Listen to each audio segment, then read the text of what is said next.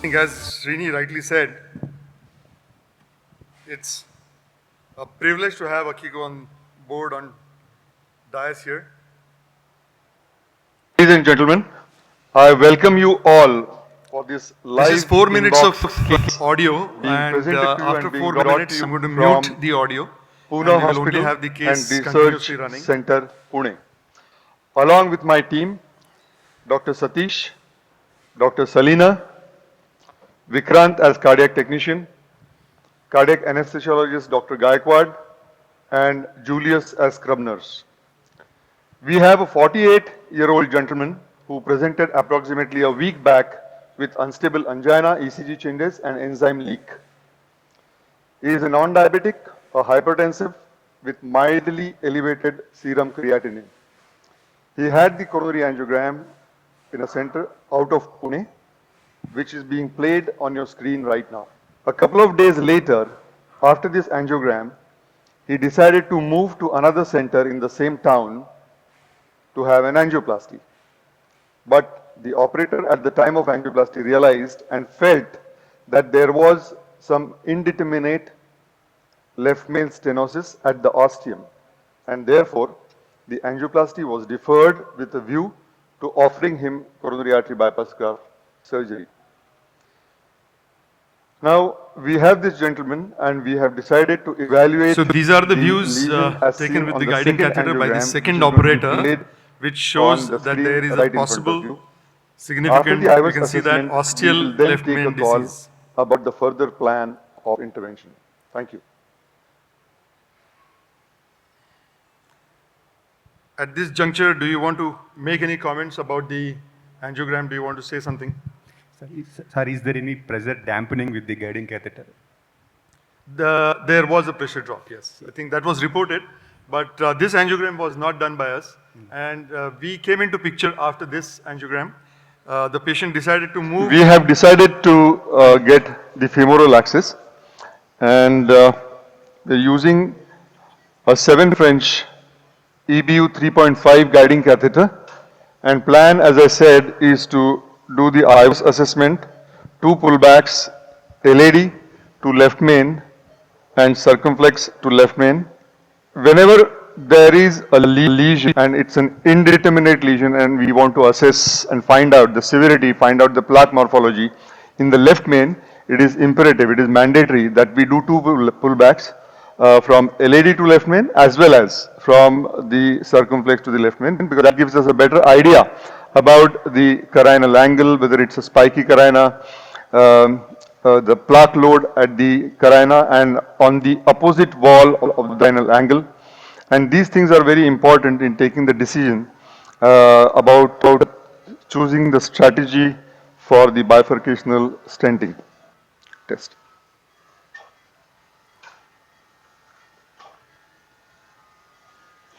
Any particular comments from the panel about whatever we have done so far?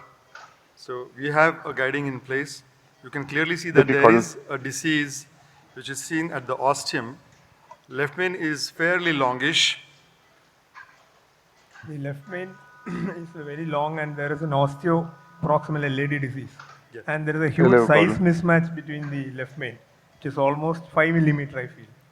Absolutely. I think we will have the IVUS pullback pretty soon. And there are some interesting findings on the IVUS.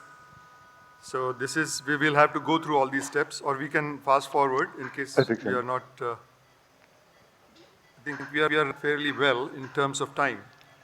The angle is quite favorable for a mini crush in case it comes to doing it. You see that critical lesion in the proximal part of the LAD with a diagonal involved in that. The vessel caliber doesn't seem too big. This is the wiring of the LAD. I think we used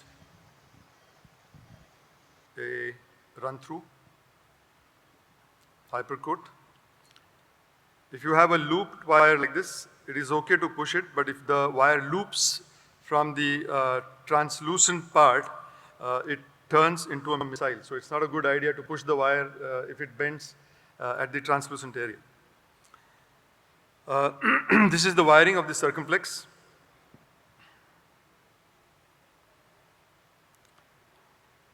Oh, I think a lot of new operators feel that IVUS takes away a lot of time, and that's a big limiting kind of a point in younger operators to do the coronary imaging.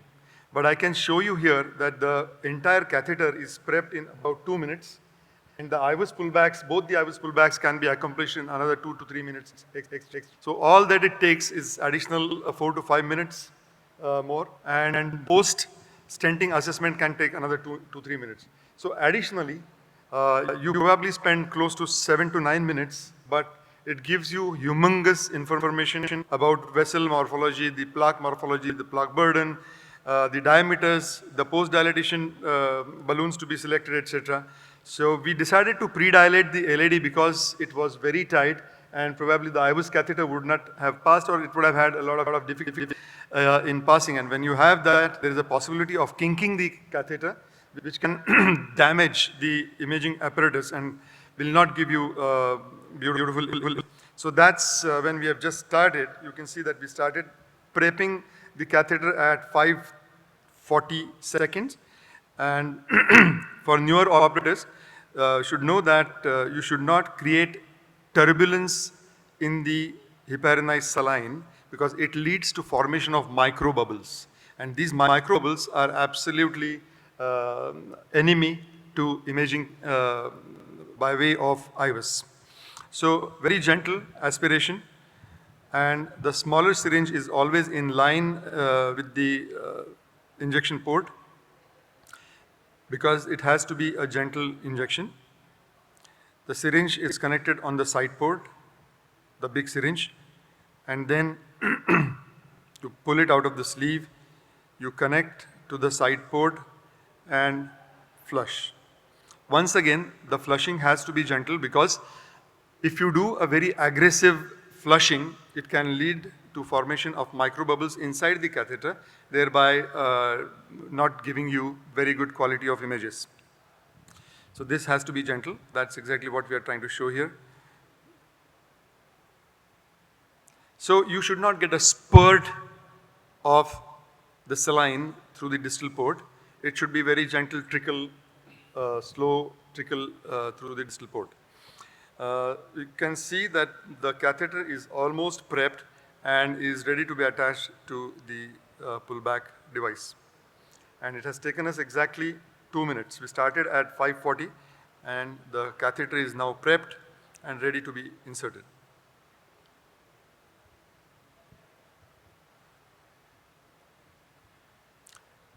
One thing, do you prefer a fast pullback or a slow pullback? And whichever speed you get for the pullback, which is good, which is bad, and which situation you would like to have fast or slow? I think fast pullbacks are fairly all right if you know where you have to land angiographically.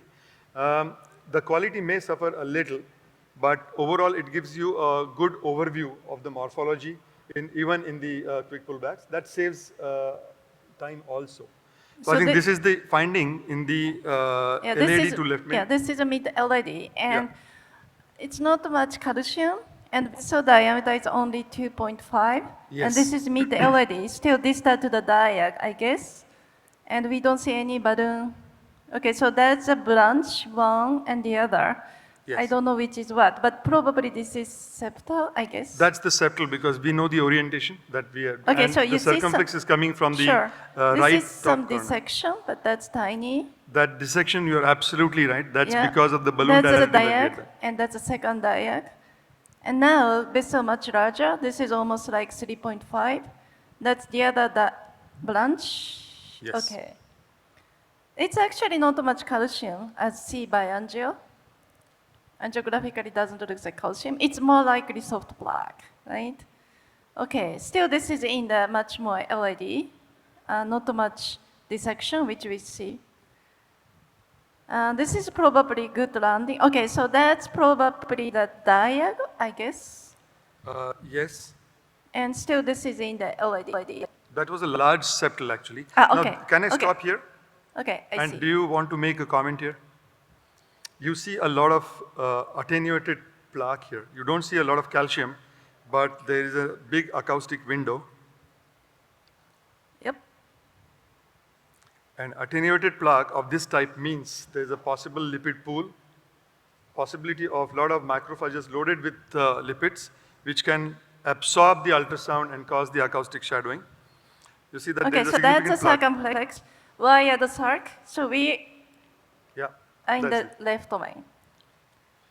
This is a distal left domain. Remember, left domain very long, but you see this caliber is very big, meaning like the good room area, and plaque was not too much. This is very regular, like 40%. And we are coming to most interest, that's the ostium. Yep. Looks okay for now. The lumen is now getting smaller Yeah, and nothing. smaller. Okay, and that's smaller. the ostium.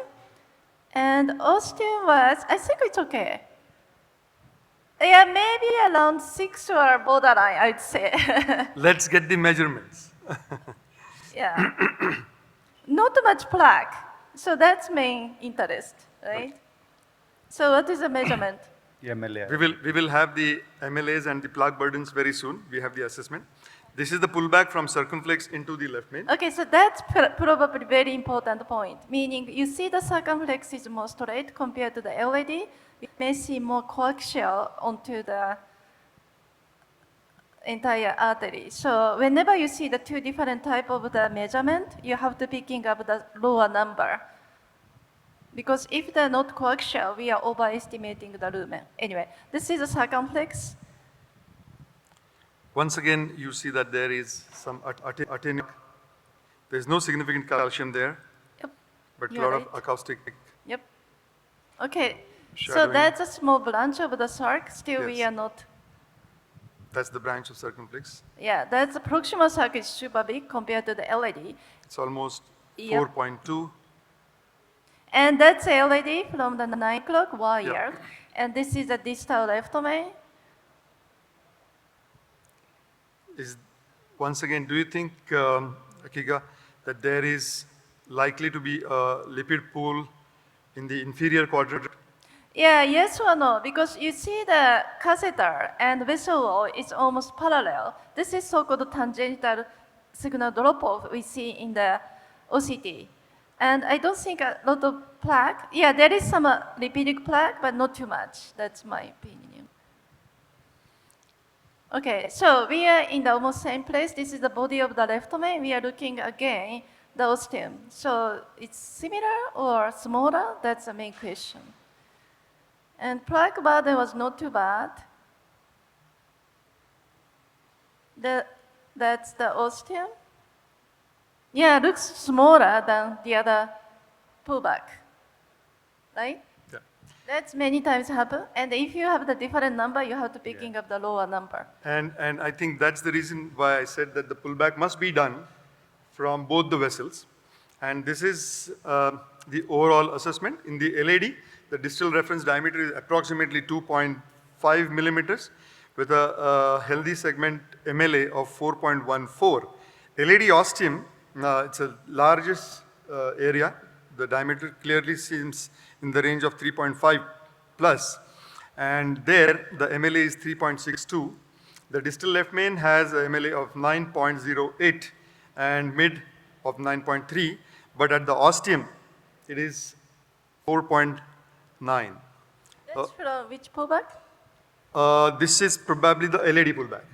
So the circumflex pullback will probably give us even little lesser than what it is.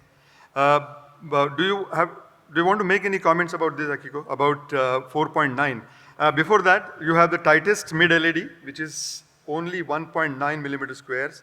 And the proximal LAD diameter is almost 3.5 millimeters. And the total length from the LAD ostium up to the healthy segment is 47.6 millimeters, which means we could probably, if decide to go for a mini crush, go for a 48 millimeter stent. Any comment about that value of 4.9? Significant, non-significant, should we address, we should not address? Maybe we have to do image physiology also. It is 4.93, again it is about. Yes, So we yes, can fix the LAD and we can do the imaging. My contention here was that if you looked at the ostium, it clearly looked like an attenuated plaque there also. with a attenuated plaque and the area which is absolutely borderline. In fact, one school of thought thinks, and that is PARC, that anything below 4.5 should be considered as a significant stenosis. The patient was female or male? Male. Okay, so Male, big person. big male, weighing almost 110 kgs and fairly youngish, 48 years only. In view of this, we decided to address the left main lesion, and I will now proceed with the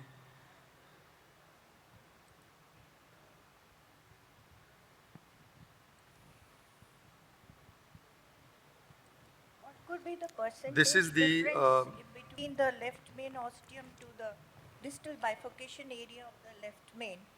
I didn't see that. Is it a less than 40% difference or? so the left main distally was 9.6, and at the ostium, it was 4.9. So it is falling in the range of 50%, almost 50%. You are right. Sir, should we look at only the absolute number of MLA, or should we look at the plaque burden also in case of left? I think for left main, Akiko, you can comment on this, but I think it's important, as you rightly said, to look at the plaque burden and to look at the plaque morphology. It is possible that it was a very vulnerable kind of a plaque because there is so much of attenuation in the distal left main as well as at the ostium that addressing this becomes probably important when you have a borderline stenosis. If it was clearly above borderline, probably we could have managed with a lot of lipid-lowering drugs, etc., and stented only the LAD. But with so much of vulnerable plaque with a borderline left main dimensions, it is probably a good idea to make sure that you tag the plaque. Yes. Okay, so but what is the MLA from the circumflex side? You didn't show yet No, not yet. for the left main. Not yet. We haven't included that here. So this is the circumflex pullback, and the circumflex is approximately 4.2 millimeters. The left main is about 4.6 millimeters.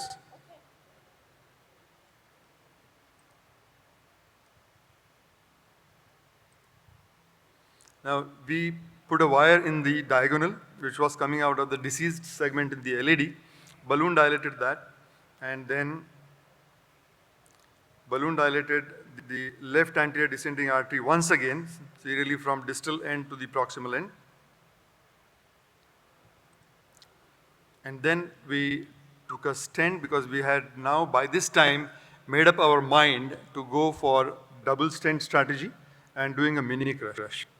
So this is a 2.5 by 48 millimeter synergy stent in the LAD, and another 4 millimeter by 20 millimeter Megatron from circumflex to left main.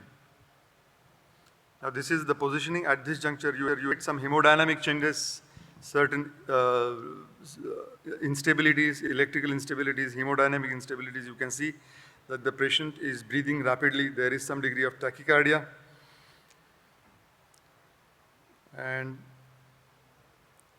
I like to keep the proximal marker just into the main vessel because then you know that the ostium is well covered.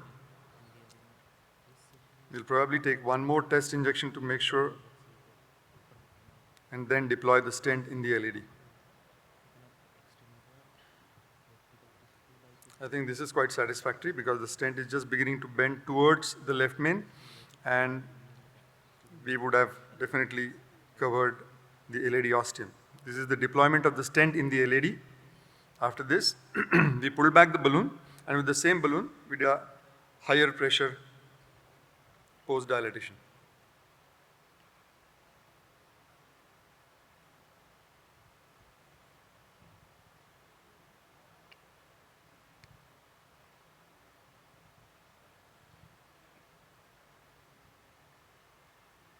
After this, the wire and the stent balloon are removed.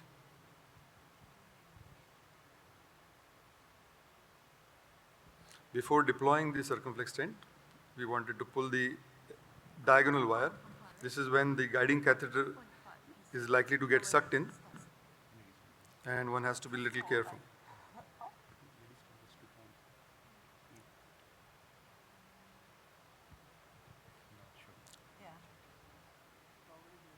The LED stand seems very well positioned, and on deployment of the circumflex stent, you can see that it is maintaining a good contact with the LED stent, and we probably have accomplished a mini crush, but we'll find out on the IVUS. Do you want to combine OCT and IVUS in this case for certain reasons? Here we were limited with the amount of contrast that we could use. That was one thing. And since it's an aorto-ostial lesion, OCT may not probably be the best imaging thing to be used. So IVUS is actually good enough. You can save on the contrast, and you can do the imaging of the areas pretty well. Sir, sorry to interrupt, sir. There are live cases coming up. Can you speed it up a little bit, because one more case is there Sure. in between. Okay. So this is rewiring through the distal part of the strut. It wants to go in the diagonal.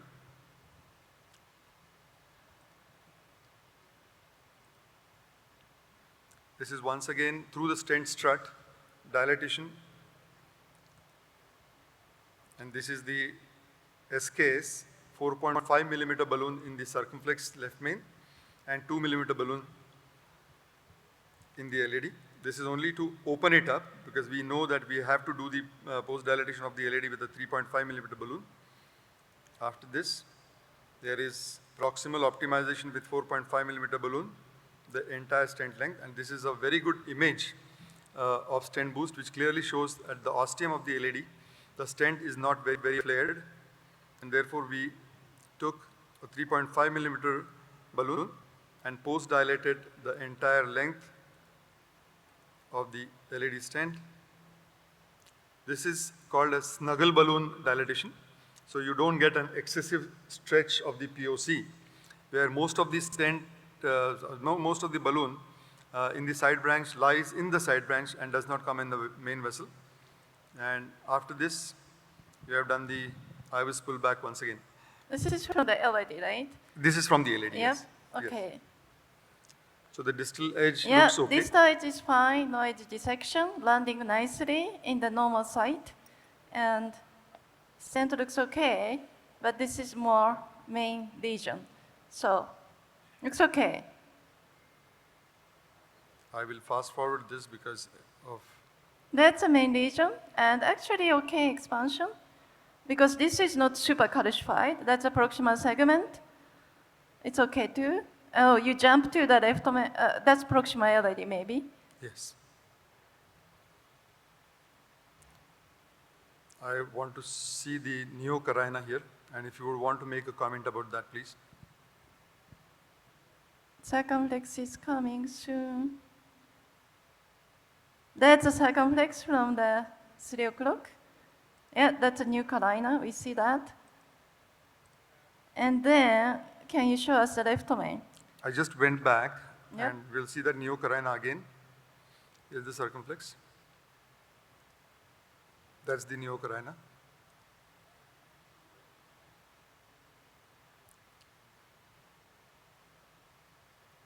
That's the distal left main.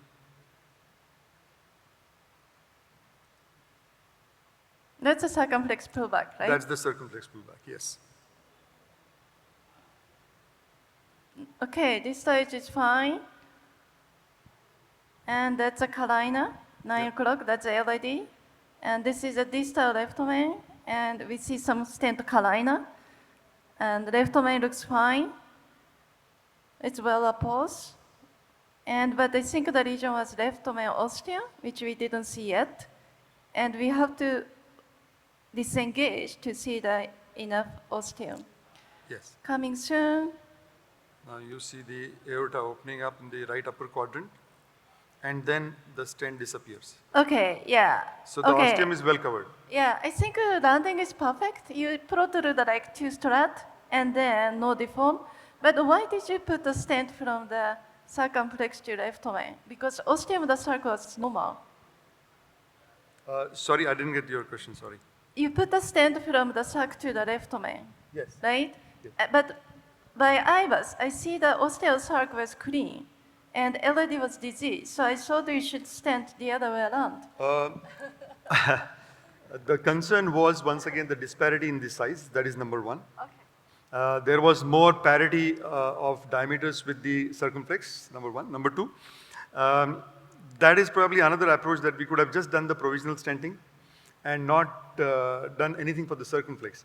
But when I looked at significant attenuation at the origin of circumflex, I was little concerned, because I'll tell you, whenever I have done left main bifurcational stenting and not done the imaging for whatever reasons, we have had restenosis coming in circumflex.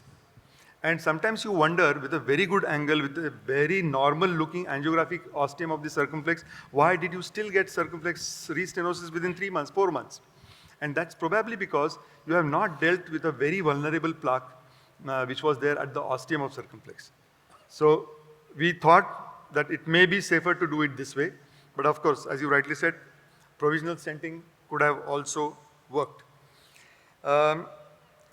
Quickly go to next few slides.